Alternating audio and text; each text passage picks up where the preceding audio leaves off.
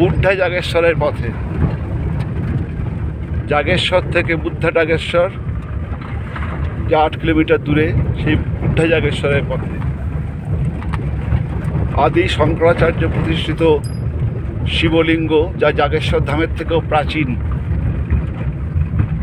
সেই জাগেশ্বর ধামের থেকে প্রাচীন বলেই এর নাম বুদ্ধা জাগেশ্বর, মানে বৃদ্ধ জাগেশ্বর। আমরা সেই মন্দিরের দিকে। অসাধারণ সুন্দর এই পার্বত্য পথ দেখুন।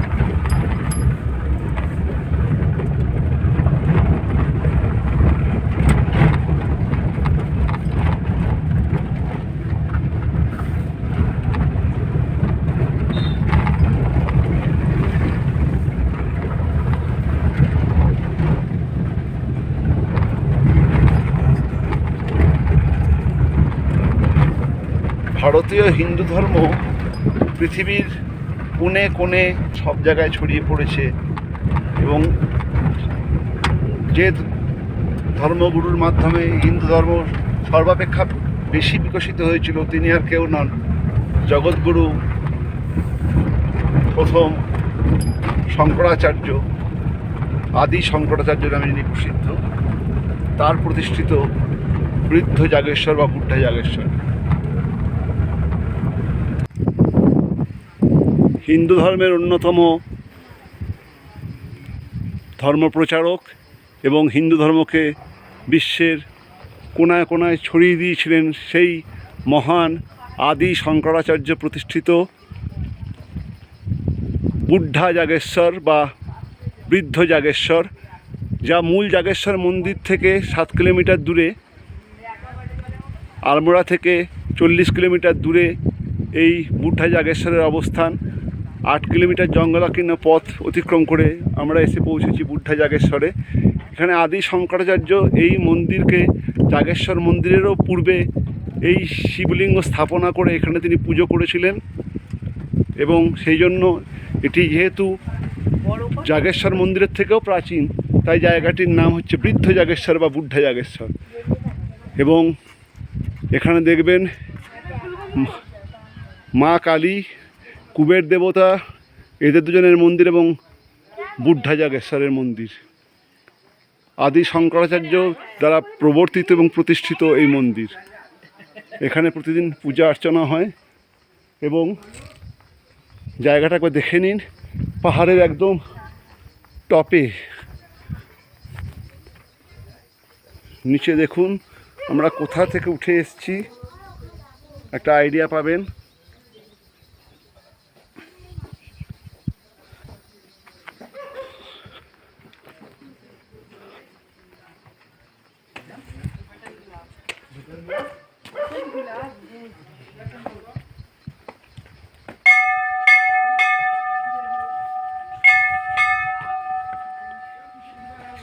বটুক ভৈরব, মা কালিকা এবং কুবের দেবতার মন্দির আছে, এবং আছে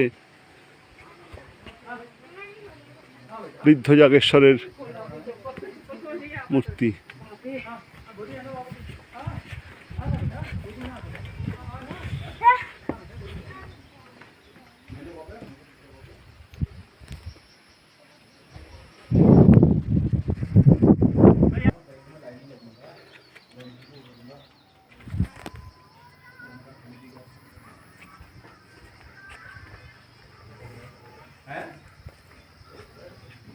আগে আমি কুবের দেবতা, বটুক ভৈরব আর মা কালীর মন্দির দেখে আসি।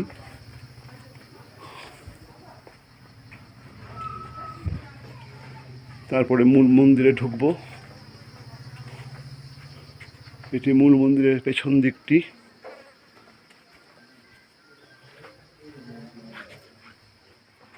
মা কালীর মন্দির।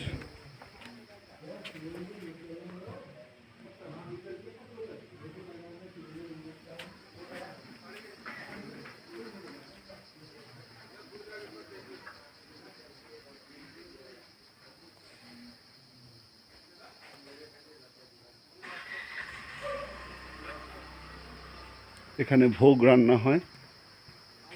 এটা দেখুন বটুক ভৈরবের মন্দির।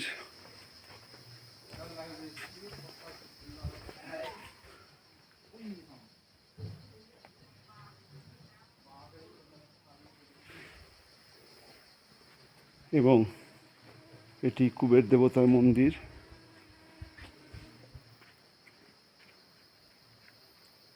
সবকটি মন্দিরই আদি শঙ্করাচার্য দ্বারা প্রতিষ্ঠিত।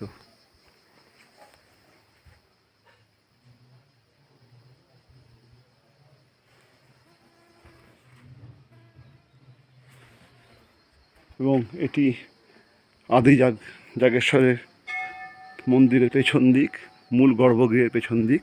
আমি এখনই সামনে গিয়ে সেখানকার ছবি নেব। আদি শঙ্করাচার্য প্রতিষ্ঠিত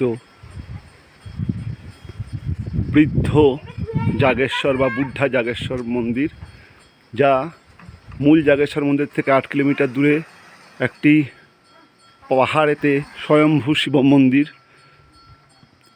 একটি পাহাড়ের উপরে এই শিব মন্দির অবস্থিত, যেটা মূল জাগেশ্বর থেকে 8 কিলোমিটার দূরে এবং নিচ থেকে প্রায় 4 কিলোমিটার আমাদেরকে চড়াই ভেঙে উপরে উঠতে হয়েছে। আমরা যদিও গাড়ি করে এসেছি এবং গাড়ি একদম সোজাসুজি মন্দিরের দরজাতে আমাদের নামিয়েছে। অপূর্ব, হিন্দু ধর্মের অন্যতম প্রধান পৃষ্ঠপোষক এবং চতুর্দিকে ভারতীয় সনাতন হিন্দু ধর্মকে ছড়িয়ে দিয়েছিলেন যিনি, সে আদি শঙ্করাচার্য। তিনি এই জাগেশ্বর মন্দির স্থাপন করেছিলেন, এই শিব মন্দির স্থাপন করেছিলেন, যা মূল জাগেশ্বর মন্দির থেকেও প্রাচীন। অর্থাৎ মূল জাগেশ্বর মন্দিরের থেকেও আগে এই শিবলিঙ্গ প্রতিষ্ঠা করেছিলেন আদি শঙ্করাচার্য। তাই এই মন্দিরকে বলা হয় বৃদ্ধ জাগেশ্বর বা বুদ্ধা জাগেশ্বর মন্দির। দেখুন বুদ্ধা জাগেশ্বর মন্দির। মন্দিরের ভেতরে ফটোগ্রাফি বারণ, ভিডিওগ্রাফি বারণ, তাই আমি মন্দিরের চতুষ্পার্শ্ব থেকেই এই ভিডিওটি করছি।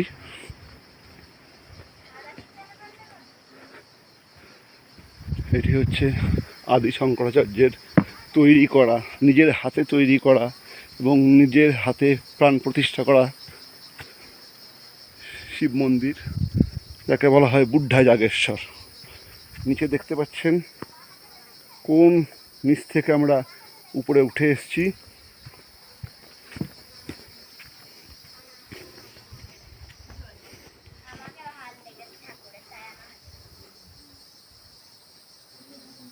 মূল মন্দিরের ভেতরে ভিডিওগ্রাফি বারণ, সেই জন্য বাইরে থেকে এই ভিডিওটি আমাদের করতে হচ্ছে।